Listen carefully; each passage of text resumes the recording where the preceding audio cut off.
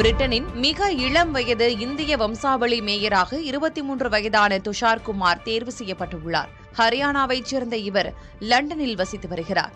இவர் ஏற்கனவே கடந்த 2023 லேபர் கட்சி சார்பில் போட்டியிட்டு கவுன்சிலராக தேர்வானார். அரசியல் பின்புலம் இல்லாத குடும்பத்தைச் சேர்ந்த துஷார் பிரிட்டனில் உள்ள அரசியல் பிரதிநிதித்துவ வாய்ப்புகளால் இந்த நிலையை அடைந்திருக்கிறார். தற்போது முழு நேர பணியில் இருக்கும் இவர் செப்டம்பர் முதல் முதுகலை படிப்பை தொடரவுள்ளார்.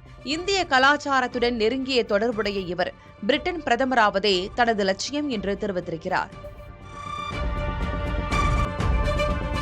விழுப்புரம் மாவட்டம் செஞ்சி அருகே ஏம்பலம் கிராமத்தில் சோழர் கால செக்கு கல்வெட்டு கண்டெடுக்கப்பட்டுள்ளது. வரலாற்று ஆய்வு நடுவத்தின் தலைவர் சுதாகர் மற்றும் மாணவர்கள் மேற்கொண்ட களப்பணியில் 10ஆம் நூற்றாண்டைச் சேர்ந்த கல்வெட்டு கண்டறியப்பட்டுள்ளது. மேலும் இதன் அருகே கெண்டை மீன், நாமம் மற்றும் விளையாட்டு கட்டங்கள் அடங்கிய பழமையான கோட்டுருவ ஓவியங்களும் கண்டெடுக்கப்பட்டுள்ளன.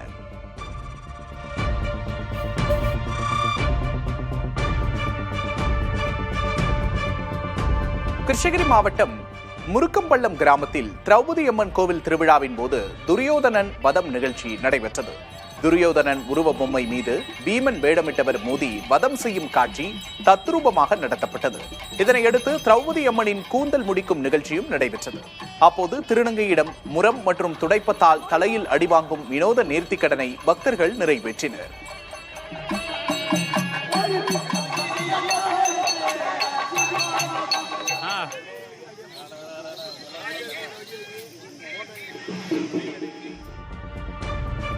தூத்துக்குடி மாவட்டம் எட்டயபுரம் அருகே நின்று கொண்டிருந்த கண்டெய்னர் லாரி மீது வேன் மோதிய விபத்தில் 2 பேர் உயிரிழந்தனர்.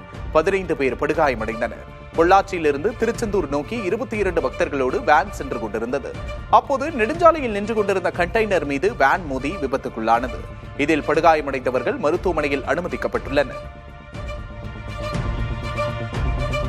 சென்னை கிளாம்பாக்கம் பேருந்து நிலையத்தில் ஆம்னி பேருந்தில் கூடுதல் கட்டணம் வசூலிப்பதை தட்டி கேட்டதால் ஏற்பட்ட தகராறில் பேருந்து ஓட்டுநரும் பயணியும் ஒருவரை ஒருவர் தாக்கிக் கொண்ட சம்பவம் அதிர்ச்சியை ஏற்படுத்தியது. தென் மாவட்டங்களுக்கு செல்வதற்காக பயணி ஒருவர் ஆம்னி பேருந்து ஒன்றில் டிக்கெட் கட்டணத்தை கேட்டுள்ளார். அப்போது ஓட்டுநர் வழக்கத்தை விட மிக அதிக கட்டணம் கூறியதாக தெரிகிறது. அதிர்ச்சி அடைந்த பயணி சாதாரண நாட்களிலேயே ஏன் இவ்வளவு அதிக கட்டணம் என கேட்டுள்ளார். இதனால் இருவருக்கும் இடையே வாக்குவாதம் ஏற்பட்டு ஒரு கட்டத்தில் இருவரும் ஒருவரை ஒருவர் தாக்கிக் கொண்டனர். இதுபோன்ற மோதல்களை தடுக்க கிளாம்பாக்கம் முழுவதும் 24 மணி நேரமும் சுழற்சி முறையில் காவல்துறையினர் ரோந்து பணியை தீவிரப்படுத்த வேண்டும் என பயணிகள் கோரிக்கை விடுத்துள்ளனர். மேலும் கூடுதல் கட்டணம் வசூலிப்பதை தடுக்க அதிகாரிகள் கண்காணிக்கவும் வலியுறுத்துகின்றனர். புதுக்கோட்டை அருகே மாற்றுத்திறனாளி பெண் கூட்டு பாலியல் வன்கொடுமை செய்யப்பட்டது தொடர்பான வழக்கில் 2 கைது செய்யப்பட்டுள்ளனர். பாதிக்கப்பட்ட பெண் மருத்துவமனையில் அனுமதிக்கப்பட்டுள்ள நிலையில் கூட்டு பாலியல் வன்கொடுமை உள்ளிட்ட 5 பிரிவுகளின் கீழ் காவல்துறையினர் வழக்கு பதிவு செய்துள்ளனர். இதனிடையே சம்பவத்தை கண்டித்து அப்பகுதி மக்கள் போராட்டத்தில் ஈடுபட்டனர்.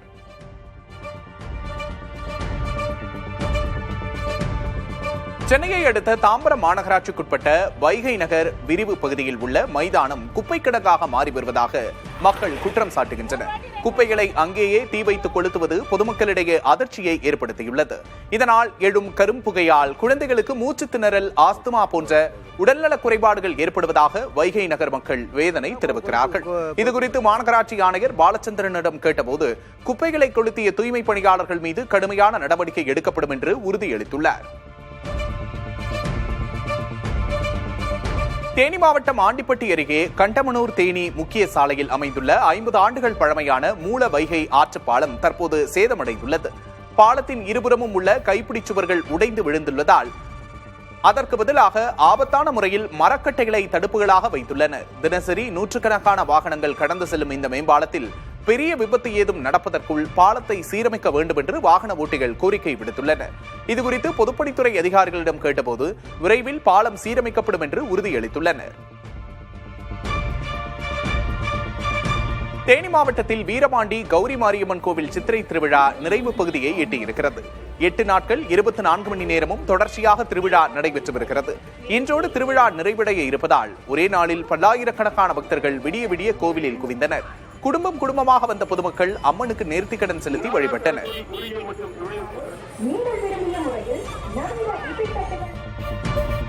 பக்ரீத் பண்டிகையை முன்னிட்டு நெல்லை மேலப்பாளையம் கால்நடை சந்தையில் ஆடுகள் விற்பனை அமோகமாக நடைபெற்றது. தென் மாவட்டங்கள் மற்றும் கேரளாவில் இருந்து வந்திருந்த ஏராளமான வியாபாரிகள் செம்மறி ஆடுகளை போட்டி போட்டு வாங்கி சென்றனர். சந்தைக்கு வந்திருந்த சுமார் 4000க்கும் மேற்பட்ட ஆடுகளில் நாட்டு ரக மற்றும் செம்மறி ஆடுகள் 3000 ரூபாய் முதல் 30,000 ரூபாய் வரை எடைக்கேற்ப விற்பனையாகின. மாட்டுச் சந்தையிலும் சுமார் 800க்கும் மேற்பட்ட மாடுகள் விறுவிறுப்பாக விற்பனையானது குறிப்பிடத்தக்கது. திருப்பூர் மாவட்டம் உடுமலைப்பேட்டை அடுத்துள்ள புகழ்பெற்ற திருமூர்த்தி மலை பஞ்சலிங்க அருவியில் சுற்றுலா பயணிகள் மற்றும் பக்தர்கள் குளிக்க கோவில் நிர்வாகம் தடை விதித்துள்ளது. திடீர் வெள்ளப்பெருக்கு காரணமாக அருவியில் நீர்வரத்து சீராக இருந்தாலும் மேல் மலையிலிருந்து அதிக அளவில் வண்டல் மண் கலந்து வருகிறது. இதனால் பாதுகாப்பு முன்னெச்சரிக்கை நடவடிக்கையாக குளிக்க தடை விதிக்கப்பட்டு கோவில் பணியாளர்கள் தீவிர கண்காணிப்பில் ஈடுபட்டுள்ளனர். கோடை விடுமுறையை கழிக்க ஆர்வத்தோடு வந்த ஏராளமான பொதுமக்களும் சுற்றுலா பயணிகளும் இந்த தடையால் மிகுந்த ஏமாற்றத்தோடு திரும்பிச் சென்றனர்.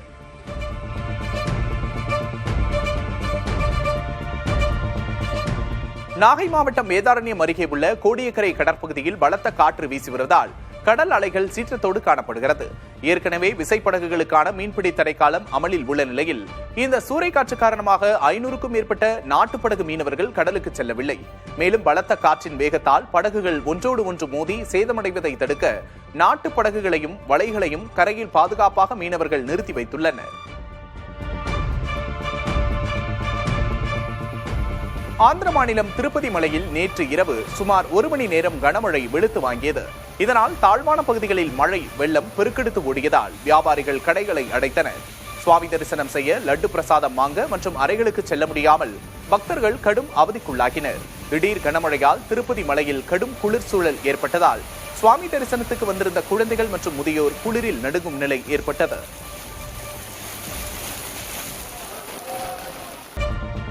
நாடு முழுவதும் பெட்ரோல் டீசல் விலையை எண்ணெய் நிறுவனங்கள் மீண்டும் உயர்த்தியுள்ளன. ஒரு வாரத்துக்குள் விலை உயர்த்தப்படுவது இது 2வது முறையாகும். சென்னையில் பெட்ரோலின் விலை லிட்டருக்கு 82 காசுகள் உயர்ந்து 104 ரூபாய் 49 காசுகளுக்கும், டீசலின் விலை 86 காசுகள் உயர்ந்து 96 ரூபாய் 11 காசுகளுக்கும் விற்பனையாகிறது. டெல்லி, மும்பை, கொல்கத்தா போன்ற இதர பெருநகரங்களிலும் விலை கணிசமாக அதிகரித்துள்ளது. ஏற்கனவே கடந்த வெள்ளிக்கிழமை 3 ரூபாய் உயர்த்தப்பட்ட நிலையில் இந்த தொடர் விலை உயர்வு பொதுமக்களுக்கு பெரும் அதிர்ச்சியை ஏற்படுத்தியுள்ளது. சர்வதேச சந்தையில் கச்சா எண்ணெயின் விலை கடும் உயர்வை சந்தித்திருக்கும் நிலையில் இந்தியாவில் பெட்ரோல் டீசல் விலை ஒரே வாரத்தில் லிட்டருக்கு தலா 4 ரூபாய் உயர்த்தப்பட்டுள்ளது. ஈரான் போர் மற்றும் ஹோர்முஸ் நீரிணை முடக்கம் காரணமாக சர்வதேச சந்தையில் ஒரு பீப்பாய் கச்சா எண்ணெய் $60 தற்போது $100 கடந்திருக்கிறது. இந்தியா தனது கச்சா எண்ணெய் தேவையில் 85%க்கும் மேலாக வெளிநாடுகளில் இருந்து இறக்குமதி செய்து வருகிறது.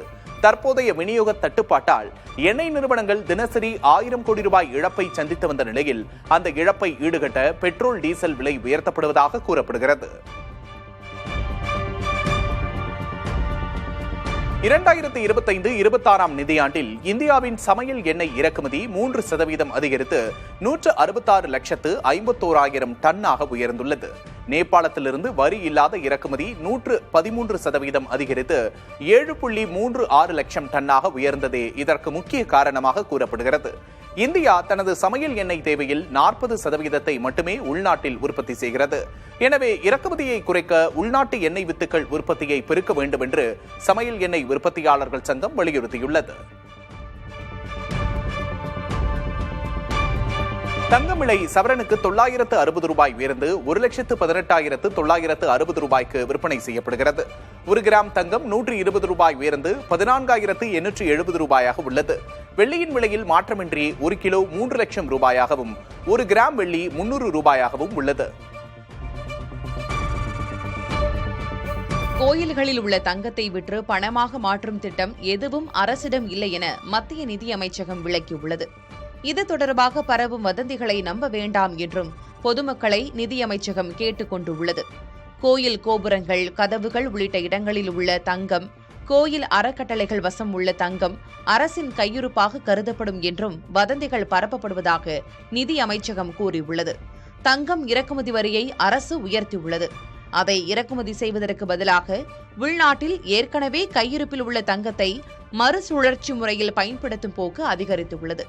இந்நிலையில் கோயில் நகைகளை விற்று அரசு பணமாக்க உள்ளதாக சமூக ஊடகங்களில் தகவல்கள் பரவின. நார்வேயில் செய்தியாளர் எழுப்பிய கேள்விக்கு பதிலளிக்காமல் பிரதமர் நரேந்திர மோடி கடந்து சென்றதாக கூறி காங்கிரஸ் தலைவர் ராகுல் காந்தி கடும் விமர்சனம் செய்துள்ளார். இது தொடர்பாக காணொலியை தனது எக்ஸ் தளத்தில் பகிர்ந்துள்ள அவர், ஒழிப்பதற்கும் பயப்படுவதற்கும் இங்கு எதுவுமில்லை என்று குறிப்பிட்டுள்ளார். மேலும் கேள்விகளை கண்டு பிரதமர் பயந்து ஓடுவது உலக அரங்கில் இந்தியாவின் பிம்பத்தை என்னவாக்கும் என்றும் அவர் கேள்வி எழுப்பியிருக்கிறார். 5 நாடுகளுக்கான பயணத்தின் ஒரு பகுதியாக இந்தியா நோர்டிக் உச்சி மாநாட்டில் பங்கேற்க பிரதமர் மோடி தனது நார்வே சென்றுள்ளார் என்பது குறிப்பிடத்தக்கது.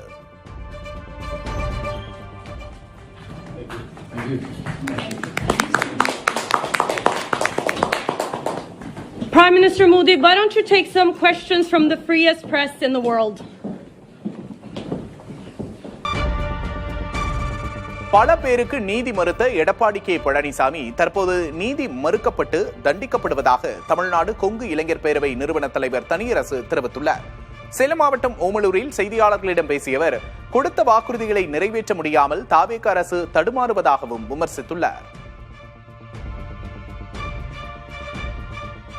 இப்பொழுதும் பொதுச் செயலாளராக இருக்கிற ஐயா எடப்பாடிக்கு ஒருபோதும் ஆதரவாக தீர்ப்பை எங்கள் பேரவைத் தலைவர் ஜே.சி.டி. பிரபாகர் ஐயா தரமாட்டார், தர முடியாது. ஏனென்றால் அவர் சார்ந்திருக்கிற, அவர் எந்த கட்சி அவரை சபாநாயகராக்கியதோ அதை அவர்கள் விரும்புகிறவரை அதை ஏற்க மாட்டார். ஆகவே வேலுமணி சி.வி. சண்முகய்யா அணிக்கு பேரவைத் தலைவர் ஆதரவு நிலைப்பாட்டை எடுப்பார். இந்த விடயத்தில் எடப்பாடிக்கு நீதி கிடைக்காது. ஏற்கனவே எடப்பாடி பல பேருக்கு நீதியை மறுத்தார். இப்பொழுது அவரே நீதி மறுக்கப்பட்டு தண்டிக்கப்படுகிறார். காங்கிரஸ் எப்படி துரோகம் செய்யும் என்பது இப்போது திமுகவுக்கு தெரிந்திருக்கும் என்றும், அந்த அவமானம் திமுகவுக்கு நேர்ந்ததில் தனக்கு மகிழ்ச்சியே என்றும் நாம் தமிழர் கட்சியின் ஒருங்கிணைப்பாளர் சீமான் தெரிவித்துள்ளார். ராகுல் காந்தி ஐயா ஸ்டாலின் கூட ஒரே மேடையில் ஏறல, உன்னை அவமதித்தார் உங்களை. ஆனால் பதவியேற்புக்கு வந்து பக்கத்தில் இருந்து பல்லிடிச்சுக்கிட்டு இருக்காப்ல. அந்த 5 சீட்டு அற்பச்சீட்டு திமுக காரன் போடலைன்னா மான ரொத்தோட இருந்து தோத்து போய் வெளியில் நின்றுப்பான். இந்தியாவில் 1 கோடிக்கும் அதிகமான கைவினை மற்றும் கைத்தறி தொழிலாளர்கள் அரசு நிர்ணயித்த குறைந்தபட்ச ஊதியத்தை விட குறைவான வருமானத்தையே பெற்று வருவதாக மனிதவள மேம்பாட்டு நிறுவனம் தெரிவித்துள்ளது. நாட்டின் உற்பத்தி துறையில் 25 விழுக்காடு பங்கை கொண்டுள்ள இவர்களின் சராசரி தினசரி வருவாய் வெறும் 270 ரூபாய் மட்டுமே. குறைந்த உற்பத்தி திறன், முறையான பதிவின்மை, சந்தை வாய்ப்புகள் இல்லாததே இத்துறையின் வீழ்ச்சிக்கு முக்கிய காரணங்களாக கூறப்படுகின்றன. தமிழகம், உத்தரப்பிரதேசம் போன்ற மாநிலங்களில் கடந்த 10 ஆண்டுகளில் இத்துறை உற்பத்தி மிகவும் தேக்கமடைந்துள்ளது. திண்டுக்கல் மாவட்டம் ஆத்தூரில் மின்சாரம் பாய்ந்து கணவன், மனைவி உட்பட 3 பேர் உயிரிழந்தனர். ஆத்தூர் சுற்றுவட்டார பகுதிகளில் பெய்த மழையின் காரணமாக வீட்டின் மொட்டை மாடியில் இருந்த மின்சார வயர் அறுந்து விழுந்ததாக கூறப்படுகிறது. அப்போது அங்கு வசித்து வந்த கருப்பையா என்பவர் மீது மின்சாரம் பாய்ந்துள்ளது. அவரை காப்பாற்றச் சென்ற மனைவி மற்றும் கீழ் வீட்டில் வசித்து வந்த இளைஞர் மீதும் மின்சாரம் பாய்ந்துள்ளது. இதில் 3 பேரும் நிகழ்விடத்திலேயே உயிரிழந்தனர். சாலை விபத்தில் மூளைச்சாவடைந்த இளைஞரின் உடல் உறுப்புகள் தானம் செய்யப்பட்டன. திருப்பூர் மாவட்டம் காங்கேயத்தைச் சேர்ந்த சூர்யா என்ற இளைஞர் நாமக்கல் அருகே ஏற்பட்ட சாலை விபத்தில் படுகாயமடைந்து சேலம் மருத்துவமனையில் அனுமதிக்கப்பட்டார். அவர் மூளைச்சாவு அடைந்ததை அடுத்து குடும்பத்தினரின் சம்மதத்தோடு அவரது உடல் உறுப்புகள் தானம் செய்யப்பட்டன.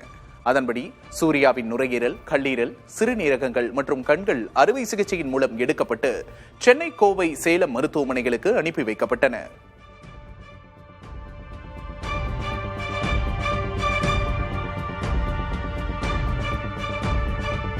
ஓபன் ஏஐ மற்றும் அதன் தலைமை நிர்வாகி சாம் ஆல்ட்மேனுக்கு எதிராக எலான் மஸ்க் தொடர்ந்த வழக்கில் அமெரிக்க நீதிமன்ற நடுவர் குழு மஸ்கிற்கு எதிராக தீர்ப்பளித்துள்ளது. இந்த வழக்கு மிக தாமதமாக தொடரப்பட்டுள்ளது என்று கூறி மஸ்கின் குற்றச்சாட்டுகளை நடுவர் குழு தள்ளுபடி செய்தது. மனிதகுல நன்மைக்காகவும் லாப நோக்கற்ற அமைப்பாகவும் தொடங்கப்பட்ட ஓபன் ஏஐ நிறுவனம் மைக்ரோசாப்ட் உதவியுடன் முற்றிலும் லாப நோக்குடைய வணிகமாக மாறிவிட்டதாக மஸ்க் குற்றஞ்சாட்டியிருந்தார். தன்னை ஏமாற்றி தொடக்க கால நிதி பெற்று அசல் கொள்கையை மீறியதற்காக சாம் ஆல்ட்மேனுக்கு எதிராக அவர் $134 பில்லியன் இழப்பீடும் கோரியிருந்தார். நீதிமன்றம் வழக்கின் உண்மைத்தன்மையை ஆராயாமல் வெறும் காலக்கெடுவை தொழில்நுட்ப காரணமாக காட்டியுள்ளது என விமர்சித்துள்ள எலான் மஸ்க் இத்தீர்ப்பை எதிர்த்து மேல்முறையீடு செய்யப்போவதாக அறிவித்திருக்கிறார். ஆஸ்திரேலியாவின் பிரபல T20 தொடரான பிக் பாஷ் லீக் தொடரின் தொடக்க ஆட்டத்தை இந்த ஆண்டு டிசம்பரில் சென்னை சேப்பாக்கம் மைதானத்தில் நடத்த திட்டமிடப்பட்டுள்ளது. இதற்காக கிரிக்கெட் ஆஸ்திரேலியா அமைப்பைச் சேர்ந்த 5 அதிகாரிகள் சென்னை வந்து மைதானத்தை ஆய்வு செய்து தமிழ்நாடு கிரிக்கெட் சங்க நிர்வாகிகளோடு பேச்சுவார்த்தை நடத்தினர். பின்னர் அன்று இரவே நடந்த IPL போட்டியையும் அவர்கள் நேரில் கண்டுகளித்தனர். அதிகாரப்பூர்வ அறிவிப்பு விரைவில் வெளிவரும் என்று எதிர்பார்க்கப்படுகிறது. தங்கம் விலை சவரனுக்கு 960 ரூபாய் உயர்ந்து 1,18,960 ரூபாய்க்கு விற்பனை செய்யப்படுகிறது. 1 கிராம் தங்கம் 120 ரூபாய் உயர்ந்து 14,870 ரூபாயாக உள்ளது. வெள்ளி விலை மாற்றமின்றி 1 கிலோ 3 லட்சம் ரூபாயாகவும் 1 கிராம் வெள்ளி 300 ரூபாயாகவும் உள்ளது. பெட்ரோல் டீசல் விலை லிட்டருக்கு 1 ரூபாய் உயர்ந்தால் ஒரு நடுத்தர குடும்பத்தின் மாத பட்ஜெட்டில் 300 ரூபாய் முதல் 500 ரூபாய் வரை கூடுதல் சுமை ஏற்படும். வாகனங்களுக்கு நேரடியாக 30 ரூபாய் முதல் 80 ரூபாய் வரை மட்டுமே செலவு கூடினாலும் மறைமுக தாக்கமே பெரும் பாதிப்பை ஏற்படுத்துகிறது. எரிபொருள் விலை உயர்வால் சரக்கு போக்குவரத்து செலவு உடனடியாக அதிகரித்து வெளி மாநிலங்கள் மற்றும் கிராமங்களிலிருந்து லாரிகள் மூலம் வரும் காய்கறிகள், பால், பருப்பு போன்ற அத்தியாவசிய பொருட்களின் விலை உயர்கிறது. இதனால் குடும்பங்களுக்கு மாதத்திற்கு 150 ரூபாய் வரை கூடுதலாக செலவாகலாம். மேலும் ஆட்டோ, கால் டாக்ஸி, பள்ளி வாகன கட்டணங்கள் மற்றும் ஆன்லைன் டெலிவரி கட்டணங்களும் உயர்வதால் ஒட்டுமொத்தமாக மாத பட்ஜெட்டில் குறைந்தது 500 ரூபாய் வரை பற்றாக்குறை ஏற்படும். கர்நாடகாவின் கபினி மற்றும் கிருஷ்ணராஜசாகர் அணைகளிலிருந்து தண்ணீர் திறக்கப்பட்டு வருவதால் மேட்டூர் அணைக்கான நீர்வரத்து அதிகரித்து வருகிறது. நேற்று வினாடிக்கு 239 கனஅடியாக இருந்த நீர்வரத்து இன்று 911 கனஅடியாக உயர்ந்துள்ளது. குடிநீர் தேவைக்காக அணையிலிருந்து வினாடிக்கு 1000 கன அடி தண்ணீர் திறக்கப்பட்டு வருகிறது. அணைக்கு வரும் நீரின் அளவை விட திறக்கப்படும் நீரின் அளவு அதிகமாக உள்ளதால் மேட்டூர் அணையின் நீர்மட்டம் தொடர்ந்து குறைந்து வருகிறது.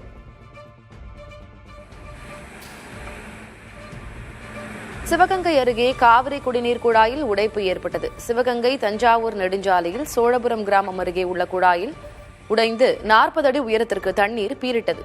இதனால் பல லட்சம் லிட்டர் தண்ணீர் வீணாகி வருவதால் உடைப்பை சரி செய்ய வேண்டும் என மக்கள் வலியுறுத்தியுள்ளனர்.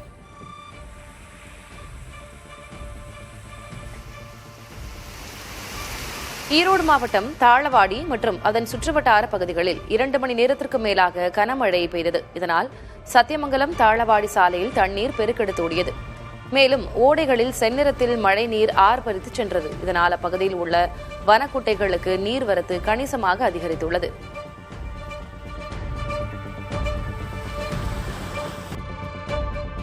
சட்டமன்ற தேர்தலில் வெற்றி பெற்று தாவேக்கு ஆட்சி அமைத்துள்ள நிலையில் நாடாளுமன்றத்திலும் தங்களின் குரலை ஒலிக்கச் செய்ய அக்கட்சி தீவிரமாக முயன்று வருகிறது.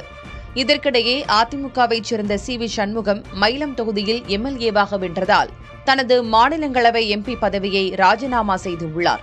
தற்போது ஆளுங்கட்சியாக இருக்கும் தாவேகாவுக்கு சட்டமன்றத்தில் அதிக MLA-க்கள் பலம் உள்ளதால் காலியாகும் இந்த இடத்தை கைப்பற்றி தங்களின் முதல் MP-யை டெல்லிக்கு அனுப்ப முதல்வர் விஜய் தீவிர ஆலோசனை நடத்தி வருகிறார்.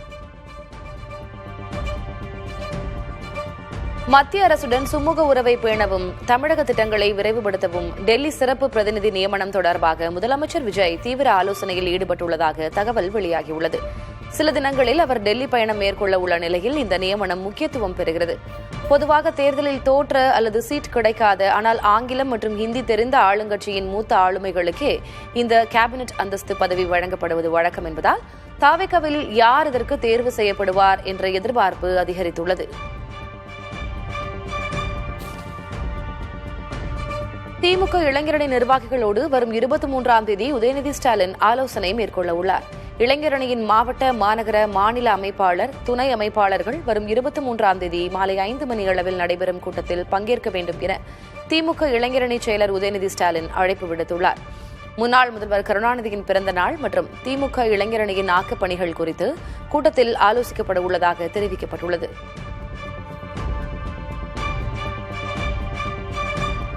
திமுக அதிமுக இடையே கூட்டணி பேச்சுவார்த்தை நடந்ததாக வெளியான தகவல்களுக்கு அதிமுக பொதுச் செயலர் எடப்பாடி கே பழனிசாமி மறுப்பு தெரிவித்துள்ளார்.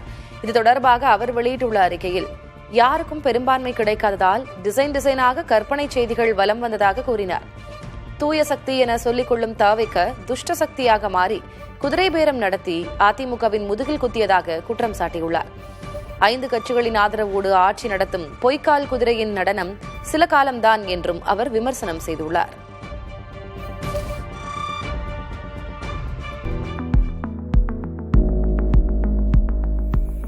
உதகையில் தொடங்கியுள்ள மலர் கண்காட்சியை முதல் நாளிலேயே சுமார் 20,000 பேர் பார்வையிட்டுள்ளனர்.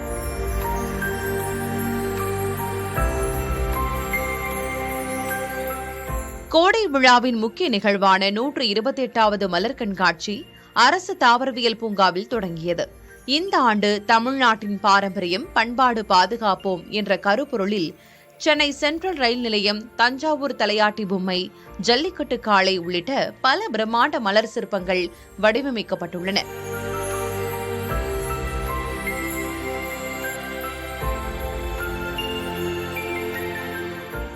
இக்கண்காட்சிக்காக 10 லட்சம் மலர் நாற்றுகளும் 50,000க்கும் மேற்பட்ட மலர் தொட்டிகளும் பயன்படுத்தப்பட்டுள்ளன. கண்காட்சியை காண பல்வேறு பகுதிகளிலிருந்து சுற்றுலா பயணிகள் குவிந்து வருகின்றனர்.